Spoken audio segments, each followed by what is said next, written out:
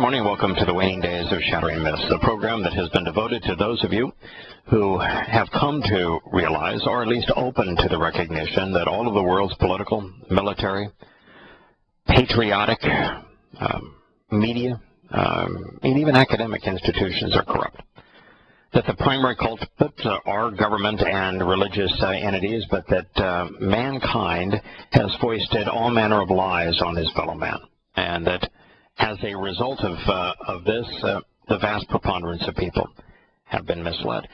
I would say, as we have surveyed the territory, the turf under our feet, that the majority of people aren't so much misled by religion, although it's a stunning number worldwide, but are misled by socialist secular humanism.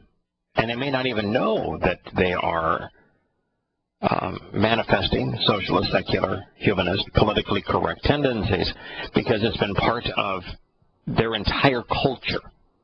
That's why Yahowah asked Abraham to walk away from his country, from the overall society of Babel, because it permeates everything, from academia to the media to politics to the military to entertainment. Every aspect of society is just reeks of this notion that truth is vastly less important than is political correctness. Scott, you wrote some observations yesterday on the Black Lives Matter movement. Could you share those? Yeah. Well, lately I've been writing down my thoughts. I want to be better at writing, and the only way I can be better at writing is if I actually write down my thoughts and then critique them and go about it that way. And so, and plus it helps me on my sports show. If I have a sports take, I write it down, things like that. Mm-hmm. Here in Minneapolis, we just recently had a Black Lives Matter protest that shut down I-94. Oh, my. Shutting down an interstate. Yeah. Oh, yeah. What a place to protest. Boy, that's whatever happened to taking your grievances to town hall? Not splashy enough, huh? Not splashy enough, I guess. So I wrote this down, and I'll just read it. I'm a white man, so I know due to the subject matter, my thoughts will most likely be discarded. Nevertheless, I will share them. I have grown up with, have friends, and currently live in a community with black, whites, Asians, Mexicans, and various other races mentioned. In fact, if you drove through my current community, you would assume that I am the minority. Through athletics, my life has been enriched by black friends, who are as diverse and lovable as any of my friends who share my pigmentation. I see movements like Black Lives Matter, and I am fortunate enough to know not to jump to the All Lives Matter bull that gets spewed all the time, mainly because I don't believe all lives matter. For example, if given a chance, I'd eliminate every anti-Semite, pedophile, and rapist without a second thought. Yeah, that's really a profound thought. That really is a profound thought. All lives don't matter. The lives of those who acted in France, they don't matter. Those who encouraged them, they don't matter. The imams who instilled fundamentalist Islam in them, they don't matter. They're worthless. So you're right. All lives don't matter. Definitely. Go ahead. Yeah, it's a profound thought. So all lives matter is the wrong answer, because all lives don't matter. No. And if you say they do, you're lying to yourself. Or you're amoral or immoral. Yeah, you're a moron. Right. You've lost the ability to exercise good judgment. A pedophile's life does not matter. Not at all. Just doesn't. No. I've also always been one to look at myself to see if there are any changes that I can make before I begin to start demanding others to change. Maybe it is because of this that Black Lives Matter doesn't appeal to me in its current form. Black Lives Matter was originally supposed to bring attention to a growing problem, black people being violently killed at an alarming rate. An even more alarming statistic is how many blacks are killing their own. Cities like St. Louis, Detroit, New Orleans, Chicago, and Baltimore have become borderline war zones. Every day you can open a paper in these cities and find more and more black people shot, most likely by another black person. Shouldn't these be the places that Black Lives Matter starts their movement? Won't these cities and black neighborhoods begin the foundation for a better movement? Anyone can get angry, shout, scream, and disrupt societies. And disrupt. societies and parents have dealt with that for years. But to get angry and change what made you angry, that can only be achieved through actions that inspire change in yourself or your surroundings first. I understand the police brutality and excessive force is an issue, but it's a separate issue, an issue that every person in America can get behind. However, that's not the issue that threatens your communities the most. Those start within your communities, and that's where the change must begin. Again, this all stems from me and how I deal with things I don't like. I assess myself first before demanding that others change. I fear that how it stands now, your cries of Black Lives Matter will continue to fall on people who will only point out statistics that do not favor you, and not actually see the problem, or even worse, not be heard at all. Boy, that's a lot of truth there. What's your reaction, Kirk? Well, he's absolutely right. I mean, they've got to focus on the wrong part. Of course, lives matter, innocent lives matter, and of course, people who are the pedophile, the killer, the murderer, the rapist, their life has very little value, if any.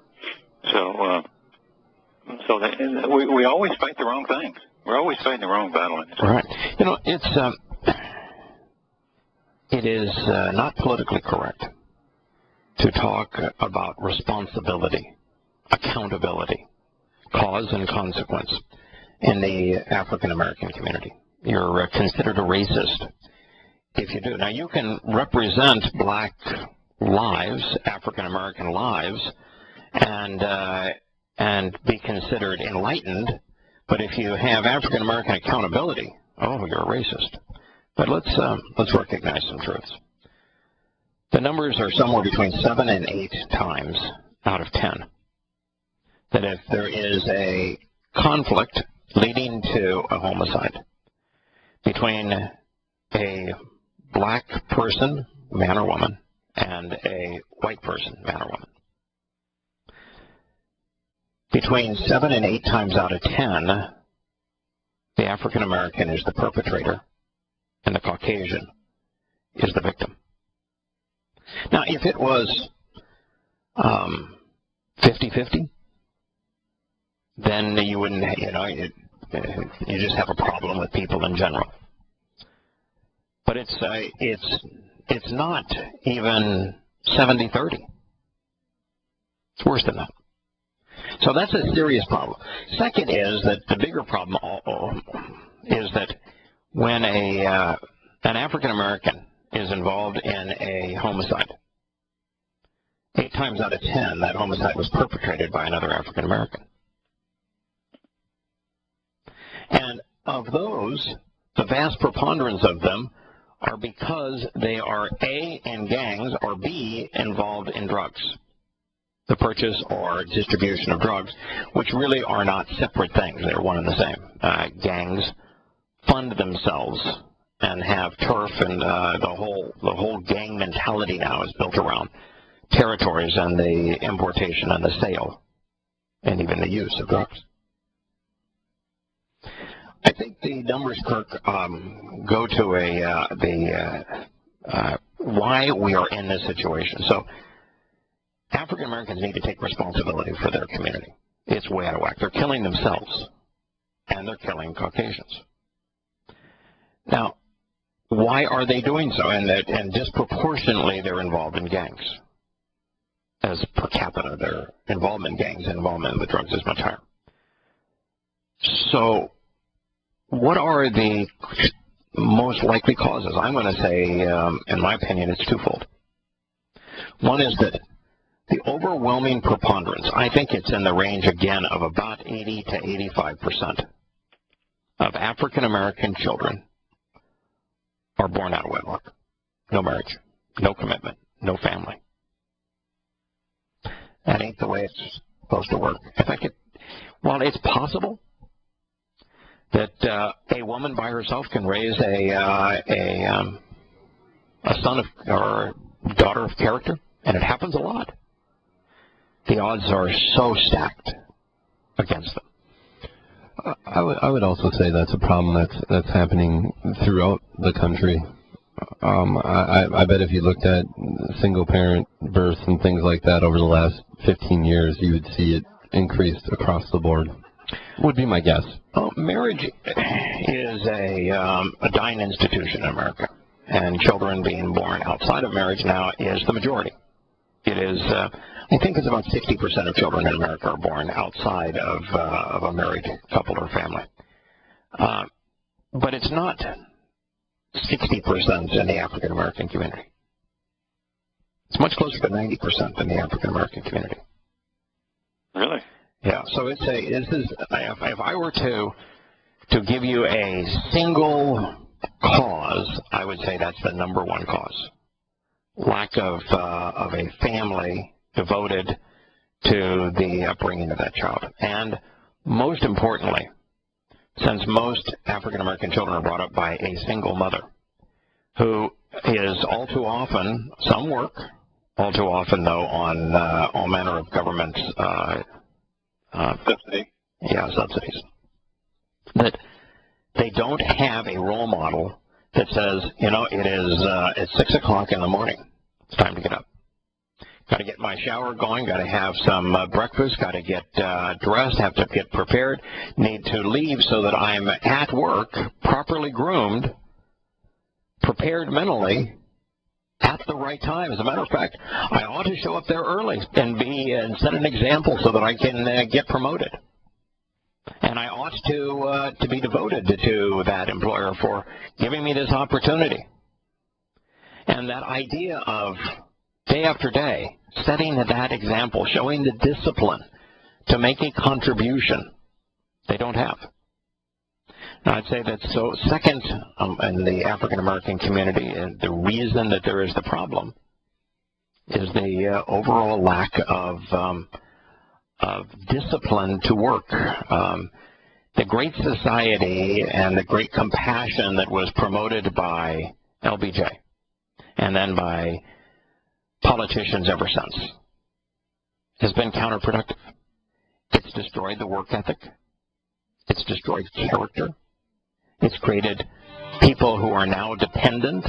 And when you do that kind of thing, you actually take away an essential aspect of an individual's character, their motivation, their ambition, their ability to function in society. And we've done it. We've done it deliberately. I think it's a consequence. So, Scott, I think you hit on something that's important. It is an extremely insightful thing, I think, Kirk, to look at what the Great Society has done to America. And the Great Society actually didn't start with LBJ. It was the brainchild of FDR. Sure. It was FDR's programs that were the impetus for all of that. And it's gone from being in the 1930s, 0% of the U.S. federal budget, to now entitlements represent about 75%. So we have become 75% of what the government does is entitlement-based. And if you were to throw in the salaries of the people who are overpaid and underworked, it probably gets up to 80% are entitlements. That's what we've become. It's a wealth redistribution machine. Yeah, at least in the 30s, they had work programs where people actually picked up a shovel and trails or whatever in the all these national parks, which I don't think they should own anyway, but regardless, they do. And the artists were painting murals in the post offices and things like that, so they at least had to learn how to fish rather than be fed. Yeah, I would agree with that. Personally, I think that national parks are fine.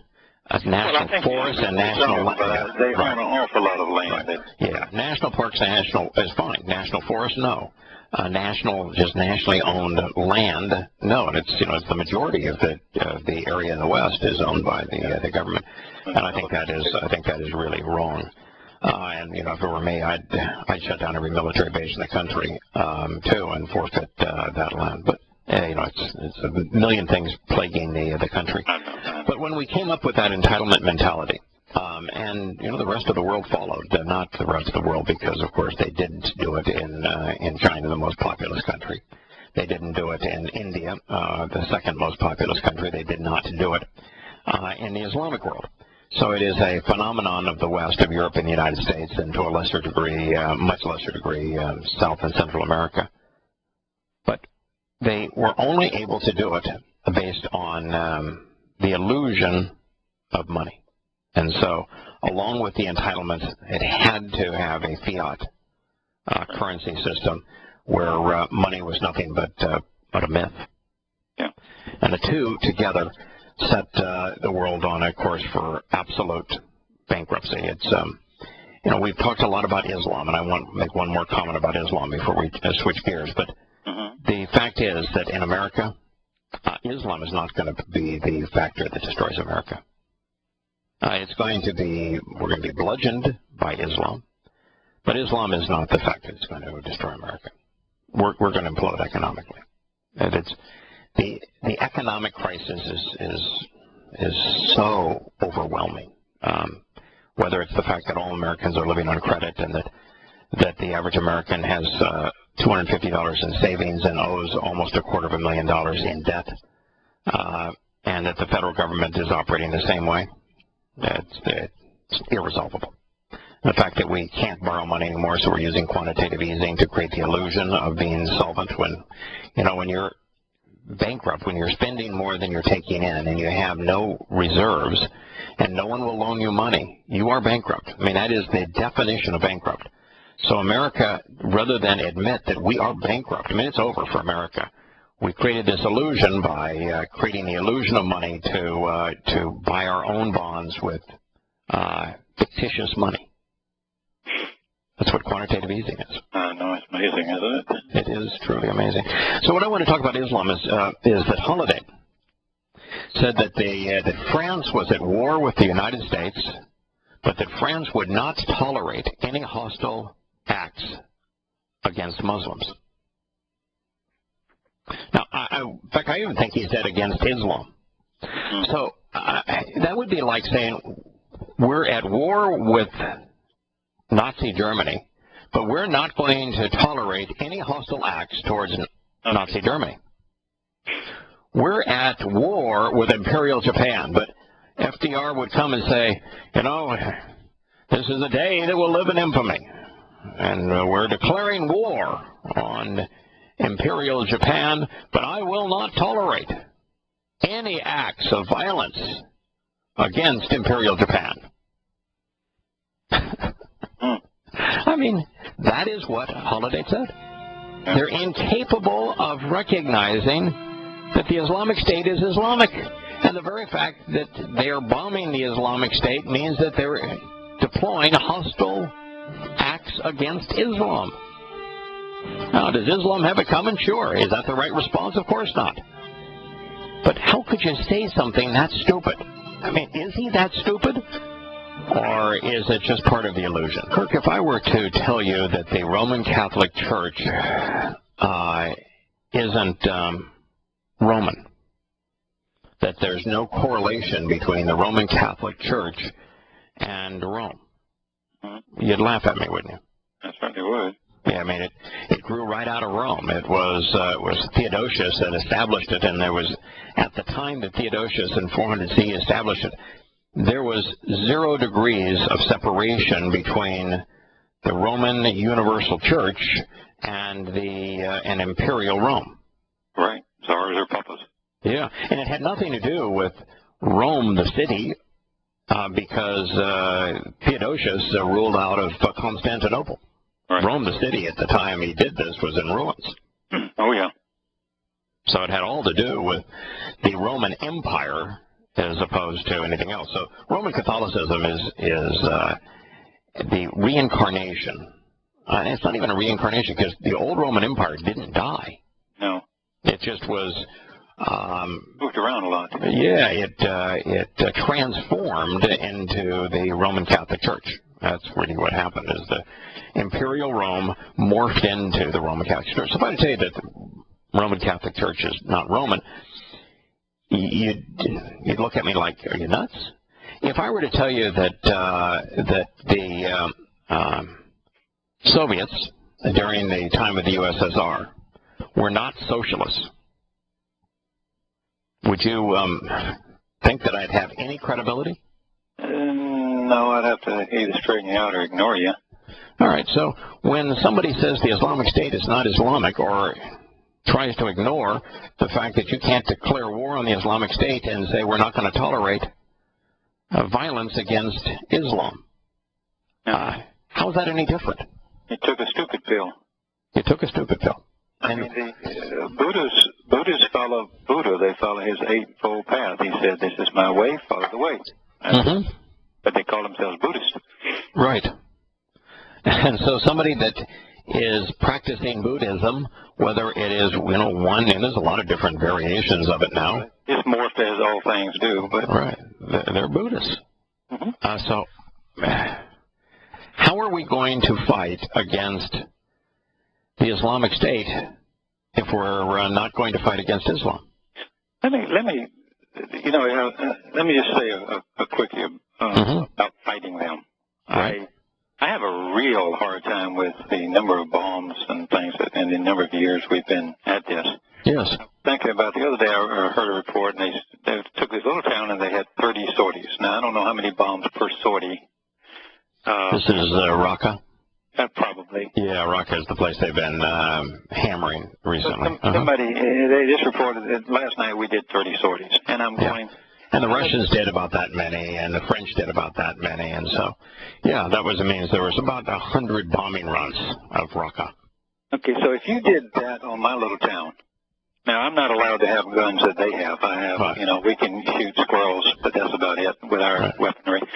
But even if we had all their guns and 30 sorties came one night to my town, it would not only wipe out my town because the strategic stuff of where I live, waterways, lakes, so forth down, it would wipe out 600,000 people would be devastated. It would be over for this part of Northern California. How many bombs does it take to wipe these people out if that was your goal? I mean, come on. We've got... Have you looked at pictures of Aleppo or Homs or Raqqa or any of these towns, villages, and cities? Have you looked at pictures of any of them? But obviously it's not working to stop this. I mean, bingo. So all we're doing is we're turning what was already a third world environment because they're impoverished by Islam. Right. So poverty was already reigned supreme. And in Islam, there is no appreciation of beauty or of the quality of anything. So I mean and I've traveled in these countries. I tell you, it's nasty. They were slums before we began this. Yeah. And now they're piles of rubble. Yeah. Now, I want you to tell me how that will do anything other than destroy, create refugees, and kill. And by the way, when we were bombing in Vietnam, and the Viet Cong would point to those airplanes up there and above the villages that were dropping Agent Orange or napalm or other forms of bombs and said, whose symbol is on those airplanes? Yeah, best recruiting tool you could get. Absolutely. Do you think that the people of Syria are in love with America for having relentlessly bombed them? Well, let me tell you something. We have a great example of that in the United States. How many? It took 120 years before they stopped putting "damn" in front of Yankee. Yeah. They said Yankees. The Southerners, they burned everything. Right. I don't care what your position is on the wars. All of them are bad. Right. But my God, they wiped out. They burned the farms. They tore down the houses. They put a tax on them after they occupied them. You lost it. In the South, it's called the War of Northern Aggression. Yeah. Nothing civil about it. And there wasn't anything civil about it. We celebrate this. America likes to celebrate its great war leaders. Ulysses S. Grant, who was a drunkard and a mass murderer, and Sherman and Lincoln, who was a avowed racist, and he has a temple built to him now. But no, this was despicable. Sherman did the same thing to the Indians. It was the Indian solution. Right. Yeah, exactly. Get all their food and then round them up. Oh yeah. thinks that we were so great at liberating Europe, and you think of the cities that we firebombed. Yeah. Look at the pictures. Look at the pictures. And it is astonishing. And what we haven't figured out yet is that you absolutely never win a war. You lose every war. Everybody loses. And we have started these wars, you know, in Vietnam, where it's just a tragic loss of life. Everything in the Islamic world, a tragic loss of life, and the end result produces something that was worse than what you started with, for all sides. Well, I looked at the pictures this morning of Paris, and there was like 30 pictures or something, and 29 of them are of military occupation, and I'm talking military, not policemen. I'm talking military operation. They with weapons. My God. Yeah, that's right. Now, rifles, they are machine guns, and I'm sure they got grenades and everything else. Oh, they are. They're throwing grenades, machine guns, 50 caliber sniper rifles. They're in assault carriers. Now, that's not to say that there aren't some people with police on their chests and the bulletproof vests and full wraparound helmets. But you know, even the police were wearing the kind of black mask where only the eyes and nose are visible, the mouth and the eyes and nose, that the terrorists normally wear. Well, I was going to say that too. They everything you look, no matter where it is, because it's all coming, I guess, out of the same 4 or 5 factories, and we're supplying it. Is these people all look the same? Right. They're all in their black gear, and they all look the same, no matter where you are around the world. There, even in America, there used to be something that distinguished domestic law enforcement and federal agents, and then federal agents and the U.S. military. Right. But as you look at the pictures of America like this, like Boston, after the Muslim bombings, or Paris now, what you see is that there is no distinction anymore. We have created this integrated, and in America it's George Bush's Patriot Act with the Department of Homeland Security that has brought everybody all together as one overly armed, overly equipped, overly violent, overly freedom-depriving group of goons. And that's what we have in America. And but what you've said here is that as a result of Europe opening the doors to the deadliest disease man has ever conceived, Islam, that as a result of opening its doors, they were smitten by Islam. And so the response to that is more bombing of Islamic areas and Muslims, which will just make it worse, of course, send more refugees, more of the disease, and make them madder and help them recruit. But what do they do in their own country? They turn to a military state. Correct. You know, I have been I've enjoyed talking with IQ about what he considers is the last best hope. And he says that because of this onslaught of Muslims into Europe, that he thinks that there is going to be anarchy and a revolution. And I agree with him on the anarchy. I don't agree with him on the revolution. He thinks there's a 1% chance that it's going to be positive for Europe, because they're just not going to tolerate this. There'll be enough good people that will take a stand. And I told him, no, it's not what's going to happen. What's going to happen is that Muslims are going to act like Muslims, so you're going to see a lot more terror. And the right-wing wackos are going to respond violently because that's all they know. They're not going to use their words and express condemnation against Islam. No, they're going to use their fists and weapons. And the government's going to impose a military state to protect the Muslims and to put down the right-wing extremists. And what we're going to have is military juntas in Europe. Now, they'll be under the guise of elected presidents, but it's going to be martial law, military rule. And that's going to happen. It's going to happen throughout Europe. I can't see that it wouldn't be controlled by NATO and the UN type of thing. Oh, well, ultimately, sure. I mean, the European Union is already a conglomeration of nations, but right. What we are witnessing in France, and people are acquiescing to it. You don't hear anybody say, good God, we just turned our country into a police state. And what do they do today? You know, they in search for what they call the mastermind. And bull.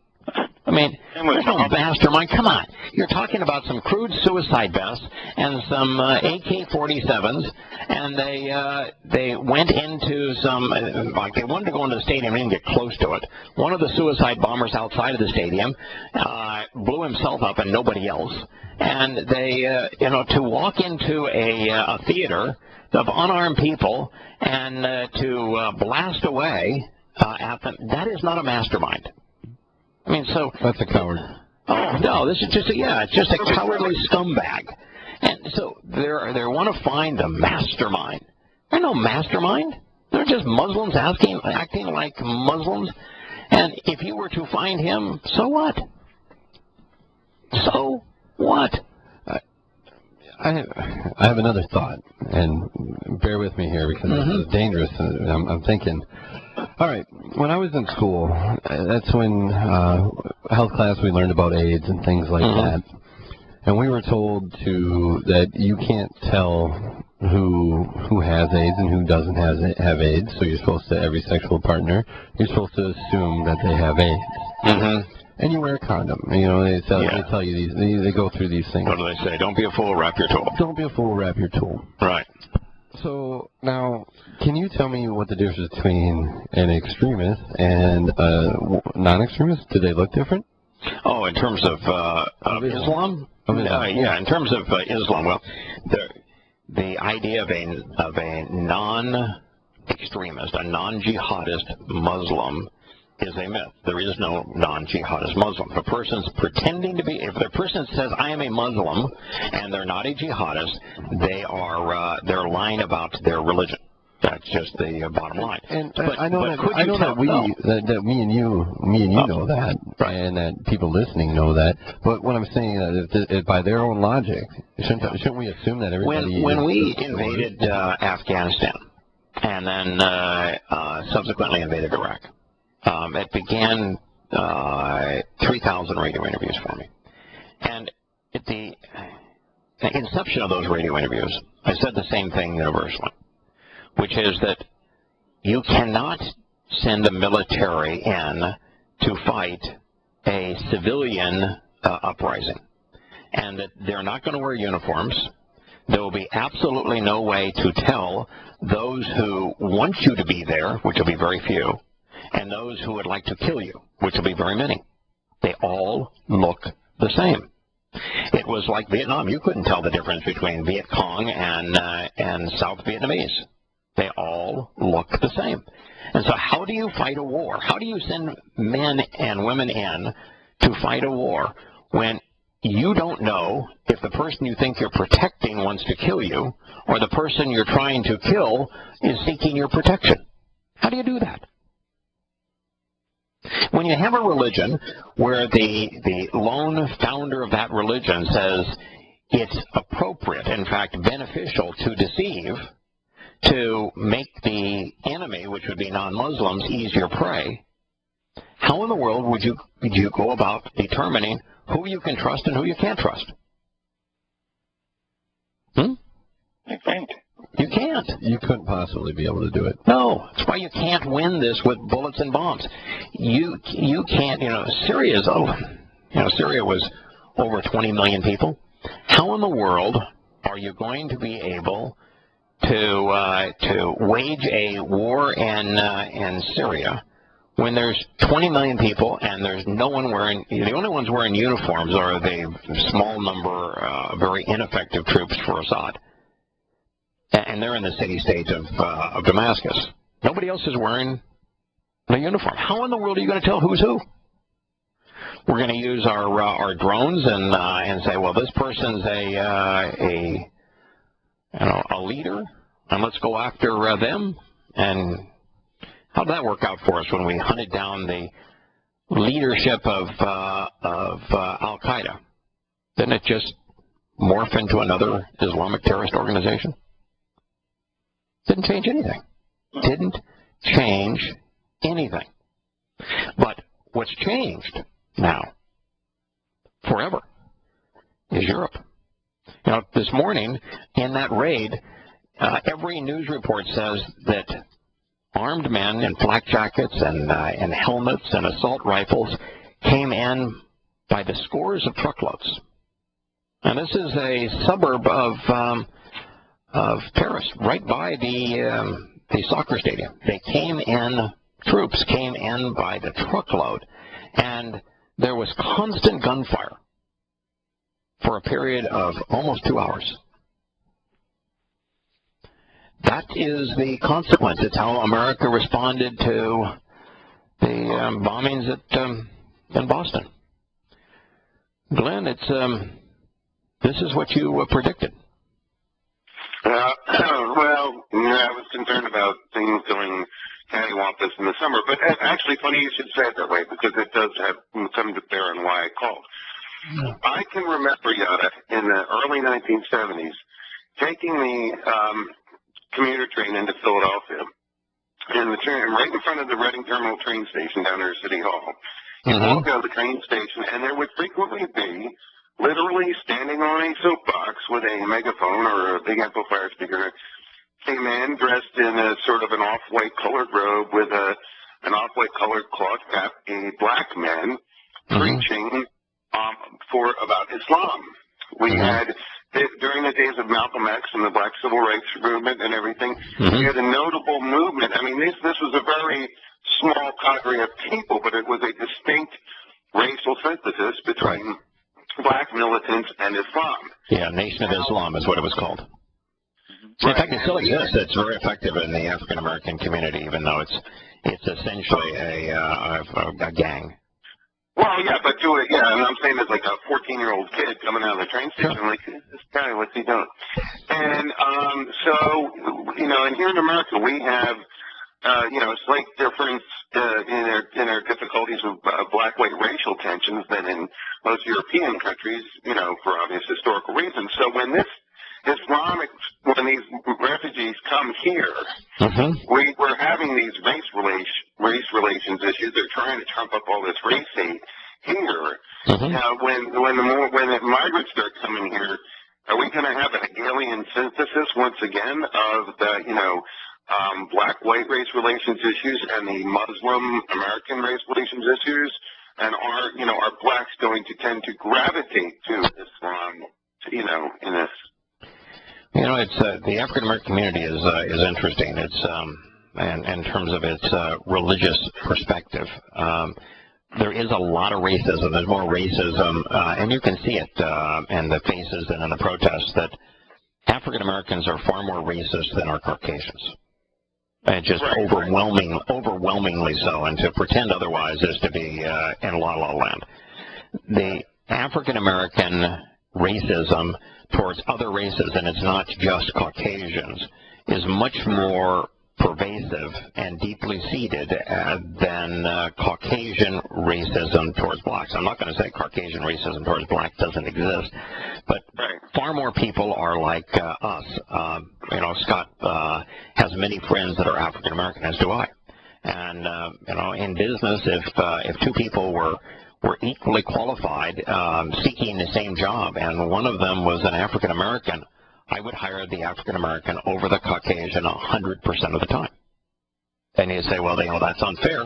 I'm saying if they, you know, I've hired thousands of people, so lots of times I've been in situations where two people for the job, from what I could tell, were equally qualified. I always chose the African American, always, 100% of the time.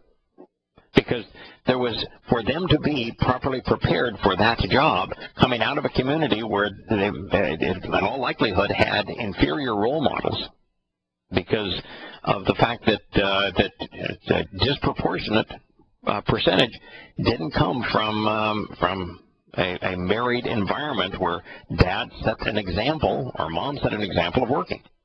And so it served me well. I mean, I got to know some really extraordinary dedicated people of character as a result. But that's not the norm. And so, you know, as I look at these Black Lives Matter rally, I just see it as racism.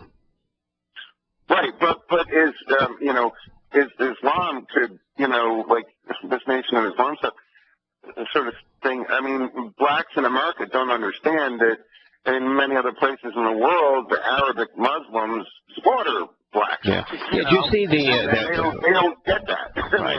That whole diatribe here recently we talked about on the show, where it's a YouTube recording, so you can go see it. And I've forgotten the individual's name, but he's the primary spokesperson for the Nation of Islam today, and he was calling on 1,000 Muslims, or 10. I think he was calling on 10,000 Muslims to go off and kill 10,000 Caucasians, and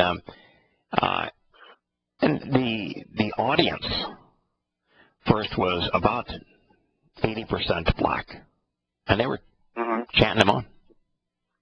Yeah, there is an affinity. Now, one of the reasons there's an affinity is that racially, per capita, blacks make up a much higher percentage of the prison population, and in prison you find the best recruiting ground for Islam, because you've got a religion where the things that will put you in prison are celebrated: pedophilia, rape, stealing, fraud, lying, murder. All of those things are condoned and celebrated in Islam, so it certainly appeals to a prison population. So, yeah, I could see a lot of members of the African American community align with Islam, but the patriarchs are primarily Baptist Christians.